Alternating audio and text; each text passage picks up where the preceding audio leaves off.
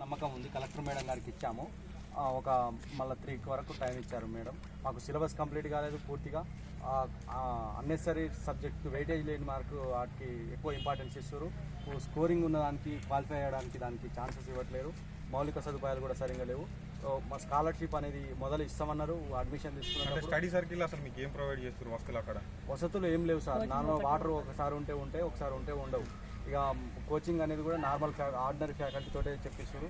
మేము నష్టపోయినాం. ఇంకా next generation కూడా ఇబ్బంది కావద్దని కలెక్టర్ గారి దగ్గరికి రావడం జరిగింది. ఇంకొకటి ఏంటంటే సిలబస్ కంప్లీట్ కాలేదు, స్కాలర్షిప్ ఇవ్వలేదు, బుక్స్ రాలేదు. ఇదే మా సమస్యలు. వీటిని తక్షణమే స్పందించాలని మన సంక్షేమ శాఖ మంత్రి గారికైనా ఈ విషయం ముఖ్యమంత్రి గారికి కూడా వెళ్ళాలి. స్టూడెంట్స్ అనేది నిరుద్యోగులు ఇప్పటికే 2 సార్లు గ్రూప్ 1 ఆల్రెడీ రాసి నష్టపోయాము. ఈ సమస్య అనేది తీవ్రతరం. మాకు దిక్కుగా ఎలక్షన్లు ఉన్నప్పుడే పట్టించుకుంటారు. గ్రాడ్యుయేట్ ఎలక్షన్ అని, ఈ ఎంపీ ఎలక్షన్ అని, ఎమ్మెల్యే ఎలక్షన్ అని ఎలక్షన్ల కోసమే విద్యార్థులని, యువకుల్ని, నిరుద్యోగుల్ని వాడుకుంటారు. కానీ ఇంకా పోస్టులు అనేది మాకు ఇప్పటికే నష్టపోయాం. 2 సార్లు గ్రూప్ 1 రద్దయి